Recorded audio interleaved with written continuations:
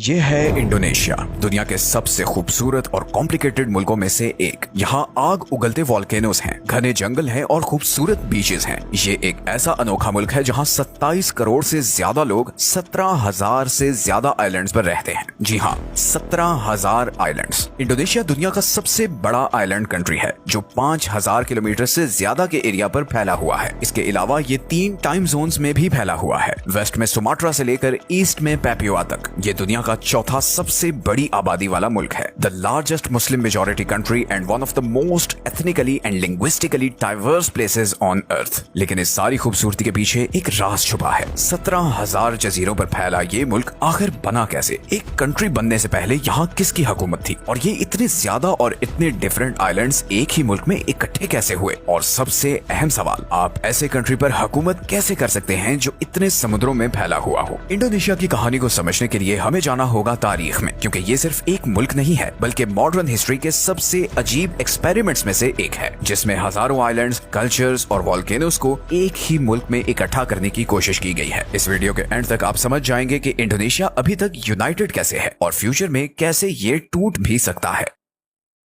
आज से कई 100 साल पहले ये सारे आइलैंड्स एशिया की सबसे अमीर और पावरफुल किंगडम्स का गढ़ थे। हजारों साल से लोग यहाँ पर कम्युनिटीज की शक्ल में रह रहे थे। वो यहाँ खेती बाड़ी करते थे और समुद्र के जरिए ट्रेड करते थे। ये आइलैंड्स भारत और चीन, दो पावरफुल सिविलाइजेशंस के बीच में थे और इसीलिए दोनों मुल्कों के ताजिर यहाँ से गुजरते थे और यहाँ के लोगों के साथ सोना, आइडियाज और इवन रिलीजियस आइडियोलॉजीज भी शेयर करते थे। वक्त के साथ ये जजीरे इतने अहम हो गए कि यहाँ बड़ी सल्तनतें कायम होना शुरू हो गई। इन्हीं में से एक थी सुमाट्रा में मौजूद श्रीविजया किंगडम। 7वीं सदी के आसपास ये किंगडम एक पावरफुल ट्रेडिंग सेंटर बन गई जो न सिर्फ सी रूट्स कंट्रोल करती थी बल्कि यहाँ से गुजरने वाली शिप्स से टैक्स भी लेती थी। ये किंगडम बुद्धिज्म का हब बन गई और सारी दुनिया से स्कॉलर्स यहाँ आने लगे। इसके बाद फिर 13th और 14th सेंचुरी में जावा में मजापाहित एम्पायर उभरी। ये एम्पायर बहुत सारे आइलैंड्स तक फैली हुई थी। मजापाहित अपने आर्ट, कंस्ट्रक्शन और गुड गवर्नेंस के लिए जानी जाती थी। यहाँ पर हिंदुइज्म फॉलो होता था और ये उस वक्त के साउथ ईस्ट एशिया की सबसे पावरफुल एम्पायर थी। लेकिन कोई भी एम्पायर हमेशा नहीं रहती। जैसे जैसे ट्रेड बढ़ता गया, नई पावर्स उभरने लगी और ये किंगडम्स कमजोर होने लगी। यहाँ के लोकल लीडर्स ने आपस में लड़ना शुरू कर दिया और फिर यहाँ पर आमद हुई इस्लाम की। 13वीं सदी के आसपास यहाँ पर ट्रेड के जरिए इस्लाम फैलने लगा। मुसलमान मुल्कों से आने वाले बिजनेसमैन के अच्छे बर्ताव से मुतासिर होकर यहाँ के लोग इस्लाम कबूल करने लगे। लेकिन अभी ये हालत संभल ही रही थी कि समुद्र के उस पार से कुछ लोग आ रहे थे जो यहाँ आकर सब कुछ बदलने वाले थे। कुछ समुद्री जहाज इन आइलैंड्स की तरफ आ रहे थे और वो यहाँ ट्रेड करने नहीं बल्कि हुकूमत करने आ रहे थे। 15वीं सदी के शुरू में कुछ समुद्री जहाज इन आइलैंड्स पर उतरे। ये लोग दुनिया की दूसरी तरफ से आए थे। ये अलग अलग जुबानें बोलते थे, इनके अपने झंडे थे और इनके पास ताकतवर हथियार भी थे। ये पोर्चुगीज थे और वो एक बहुत कीमती चीज की तलाश में थे और वो चीज थी मसाले। उस वक्त यूरोप में लौंग,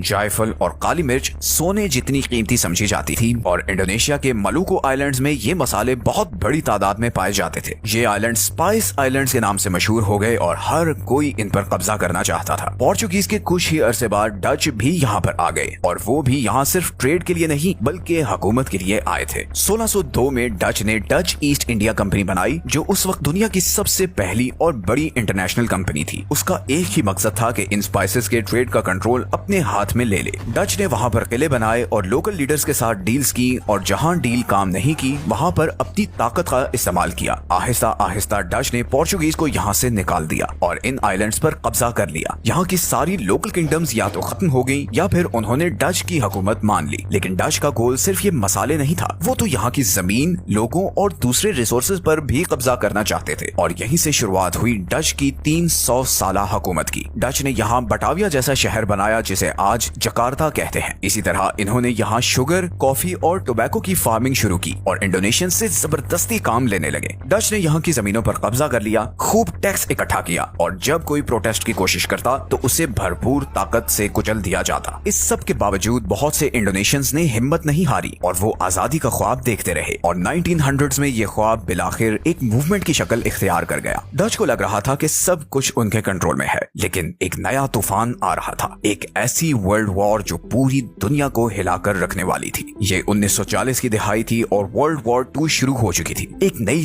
ताकत जापान इंडोनेशिया की जानिब तेजी से बढ़ रही थी। 1942 तक जापान ने इन आइलैंड्स पर हमला करके यहाँ कब्जा कर लिया। 300 साल डच के कब्जे में रहने के बाद इंडोनेशिया अब जापान के कंट्रोल में चला गया। शुरू में तो इंडोनेशियंस को लगा कि शायद ये उनके लिए बहुत अच्छा हो, क्योंकि जापान ने वादा किया था कि वो एशिया को यूरोपियन से आजादी दिलवाएगा। लेकिन बहुत जल्द हालात बदलने लगे। जापानी हुकूमत के दौर में जिंदगी मुश्किल होना शुरू हो गई। लोगों से जबरदस्ती काम लिया जाता और उन्हें बदले में बस थोड़ा सा खाना दिया जाता। इंडोनेशिया के लोगों में अब आजादी की आग मजीद भड़कना शुरू हो चुकी थी। जापान ने लोकल इंडोनेशियंस को अपने फायदे के लिए मिलिट्री ट्रेनिंग देना शुरू की, लेकिन यही ट्रेनिंग आगे चलकर इंडोनेशियंस के लिए फायदेमंद साबित होने वाली थी। 1945 में सब कुछ बदल गया, क्योंकि अमेरिका ने हिरोशिमा और नागासाकी पर एटम बॉम्ब फेंक दिए और जापान ने हार मान ली। जैसे ही जापानी फौज वापस जाना शुरू हुई, इंडोनेशिया के लीडर्स को एक मौका नजर आया। 17 अगस्त 1945 को जापान के हथियार डालने के सिर्फ 2 दिन बाद सुकार्नो और मोहम्मद हत्ता, इंडोनेशिया के 2 बड़े लीडर्स ने आजादी का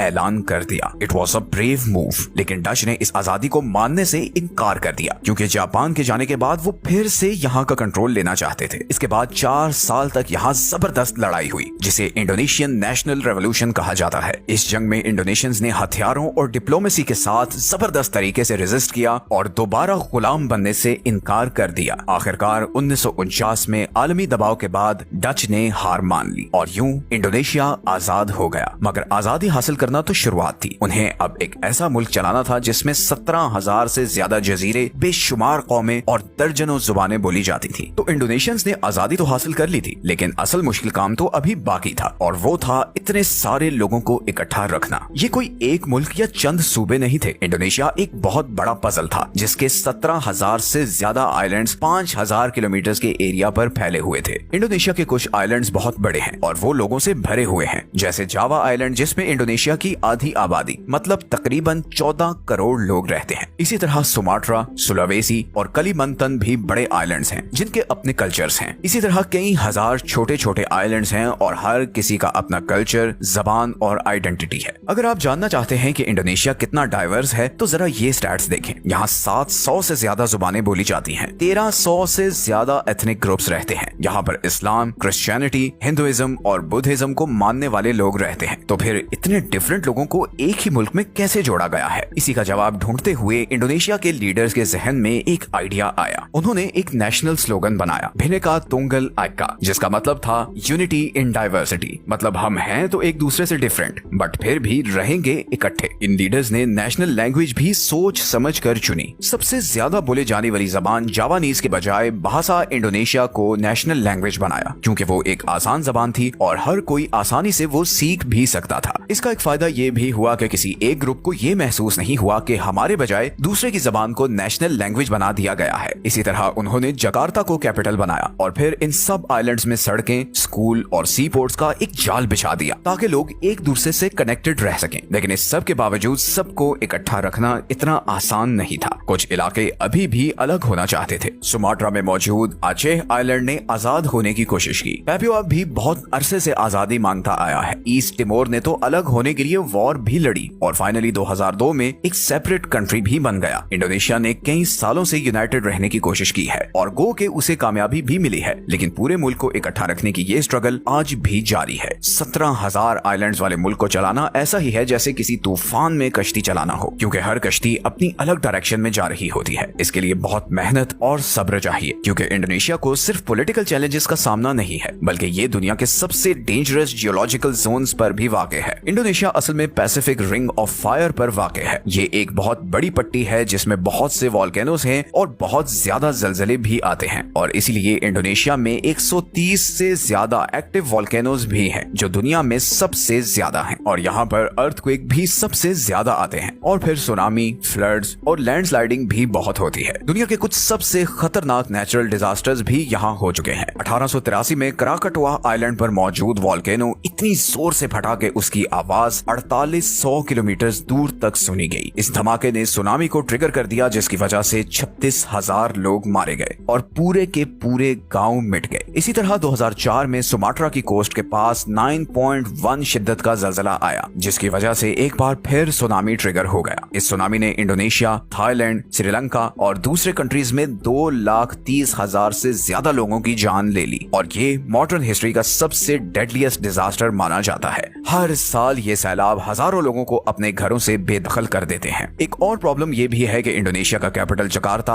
आहिस्ता आहिस्ता डूब रहा है। ये इसलिए हो रहा है कि लोग धड़ाधड़ ग्राउंड वाटर यूज कर रहे हैं और क्लाइमेट चेंज की वजह से सी लेवल बढ़ रहे हैं। कुछ जगहों पर तो ये शहर 25 सेंटीमीटर तक डूबता जा रहा है। इसी प्रॉब्लम को हल करने के लिए गवर्नमेंट ने एक न्यू कैपिटल बनाने का फैसला किया है, जिसका नाम होगा नुसांट्रा, और ये बोर्नियो आइलैंड पर होगा। इससे फिर डूबते हुए जकार्ता पर लोड कम होगा। मगर इन घने जंगलात में ये शहर बनाना कोई आसान काम नहीं है। इस पर अरबों डॉलर्स का खर्चा होगा और इसकी इन्वायरमेंटल कॉस्ट भी होगी। So nature in Indonesia is a double edged sword. वही वोल्केनोस जो खेतों की मिट्टी को फर्टाइल बनाते हैं, वही अचानक फट भी सकते हैं। वही समुद्र जो इन आइलैंड्स को जोड़े हुए हैं, एकदम बिगड़ भी सकते हैं। और वही गर्म मॉनसून का मौसम जिसकी वजह से ये घने जंगल हैं, वो फ्लड्स की सूरत में सब कुछ डबो भी सकता है। इसीलिए इंडोनेशियंस के लिए ये नेचुरल कैलामिटीज उनकी आइडेंटिटी बन गई हैं। और फिर जब आप एक ऐसे मुल्क को संभाल रहे हो जो 17,000 जजीरों में बटा हुआ हो, तो एक जगह से दूसरी जगह जाना ही सबसे बड़ा चैलेंज बन जाता है। ज्यादातर मुल्कों में सड़कें, हाईवेज या रेल के जरिए शहरों और देहात को जोड़ना आसान होता है, लेकिन इंडोनेशिया में बीच में हमेशा समुद्र आ जाता है। आप एक सूबे से दूसरे सूबे तक हाईवे नहीं बना सकते, क्योंकि अक्सर उन प्रोविंसेस के बीच में समुद्र होता है। लेकिन इवन एक ही आइलैंड पर भी कंस्ट्रक्शन करने में बहुत प्रॉब्लम्स होती हैं। फॉर एग्जांपल, पैपुआ में घने जंगल और ऊंचे ऊंचे पहाड़ हैं। कुछ गांव तो ऐसे हैं जहां सिर्फ एयरप्लेन या फिर घंटों ट्रैकिंग करके ही जाया जा सकता है, और कई जगहों पर तो रोड्स हैं ही नहीं। इसी तरह इंडोनेशिया के सबसे ज्यादा आबादी वाले आइलैंड जावा में इतनी ट्रैफिक होती है कि कई दफा सिर्फ 100 किलोमीटर का डिस्टेंस तय करने में भी 8 से 9 घंटे लग जाते हैं। और फिर कम्युनिकेशन के भी इश्यूज हैं। इंडोनेशिया के बहुत से आइलैंड्स में इंटरनेट और मोबाइल नेटवर्क्स की बहुत लिमिटेड एक्सेस है, और इसी वजह से वहाँ गवर्नेंस के बहुत इश्यूज हैं। कुछ आइलैंड्स में तो डॉक्टर पूरे महीने में सिर्फ एक बार आता है, और कई जगहों पर तो बच्चे बगैर बिजली वाले स्कूलों में पढ़ते हैं। इंडोनेशिया की 73% आबादी को इंटरनेट की एक्सेस है, जबकि बाकी तकरीबन 7 करोड़ लोग आज भी बगैर इंटरनेट के गुजारा कर रहे हैं। ये चीजें बड़े शहरों और गाँव में एक जबरदस्त फर्क पैदा करती है। बड़े शहर जैसे जकार्ता, सुराबाया और मेडैन वेल कनेक्टेड और डेवलप्ड हैं, जबकि नियास, फ्लोरेस और बुरू जैसे आइलैंड्स को देखकर लगता है कि जैसे गवर्नमेंट ने इन्हें बिल्कुल भुला दिया है। इंडोनेशियन गवर्नमेंट ने ये फर्क कम करने की बहुत कोशिश की है। उसने इन इलाकों में पोर्ट्स, एयरपोर्ट्स और हाईवेज बनाने की कोशिश की है, और इवन इंटरनेट को छोटे इलाकों तक पहुंचाने के लिए भी बिलियंस ऑफ डॉलर्स खर्चे हैं। लेकिन इतने ज्यादा आइलैंड्स तक ये फैसिलिटीज पहुंचाना बहुत ही ज्यादा मुश्किल काम है। इसीलिए जब लोग ये कहते हैं कि इंडोनेशिया को चलाना बहुत मुश्किल काम है, तो इसकी वजह सिर्फ पॉलिटिकल नहीं है, बल्कि ये ऐसी अजीब और मुश्किल ज्योग्राफी भी है। और फिर ऊपर से इंडोनेशिया में इतने कल्चर्स, लैंग्वेजेस और आइडेंटिटीज रहती हैं कि ये दुनिया का छोटा वर्जन लगता है। इंडोनेशिया में 1300 से ज्यादा एथनिक ग्रुप्स रहते हैं। इनमें सबसे बड़ा ग्रुप जावानीज है, जो कि पूरे इंडोनेशिया की आबादी का 40% है। इसी तरह और भी बहुत सी एथनिसिटीज हैं, जैसे सुडानीज, मादुरीज, बैलिनीज, बाटक, दायक और बुजिज वगैरह। और हर ग्रुप का अपना कल्चर, म्यूजिक, खाना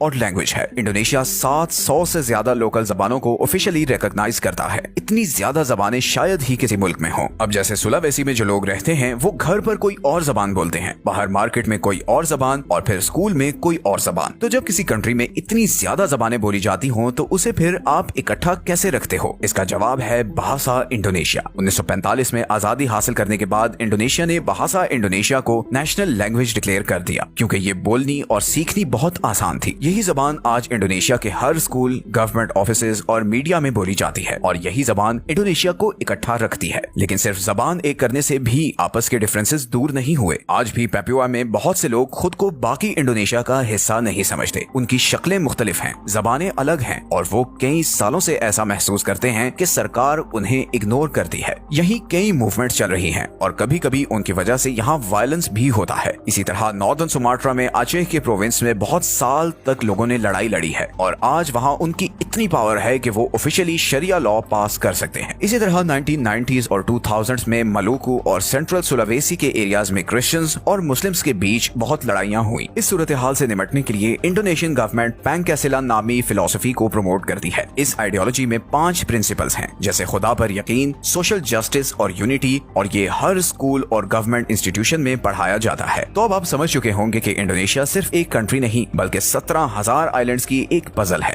ये वोल्केनोज वोल्केनोज और घने जंगलों की जमीन है। यहाँ कीमती मसाले हैं और कॉलोनियल दौर की यादें हैं। बाली के मंदिरों से लेकर जावा की मस्जिदों तक और पैपुआ के घने जंगलों से लेकर सुमाट्रा के बीचेस तक, इंडोनेशिया एक ऐसी पहेली है जिसे हिस्ट्री, ज्योग्राफी और हार्ड वर्क ने इकट्ठे जोड़ कर रखा हुआ है। लेकिन इंडोनेशिया के लिए शायद फ्यूचर में प्रॉब्लम्स बढ़ सकती हैं, स्पेशली जैसे जैसे उसके शहर डूब रहे हैं और फिर चाइना भी इन समुद्रों में अपनी प्रेजेंस बढ़ा रहा है। तो इंडोनेशिया पर हुकूमत करना मुश्किल काम तो है, but it was never meant to be easy. ये मुल्क बनाने वालों को पता था कि इस ज्योग्राफी और इतने सारे कल्चर्स और रिलीजन्स के लोगों को इकट्ठा रखने के लिए सिर्फ पॉलिटिक्स की नहीं बल्कि विजन और यूनिटी की जरूरत है, और उन्होंने ये करके भी दिखाया है। और इसीलिए इंडोनेशिया दुनिया के सबसे यूनिक और फैसिनेटिंग कंट्रीज में से एक है। वीडियो अच्छी लगी है तो इसे दूसरों के साथ शेयर जरूर करें। मिलते हैं नेक्स्ट वीडियो में एक और इंटरेस्टिंग टॉपिक के साथ। अपना ख्याल रखें। अल्लाह हाफिज।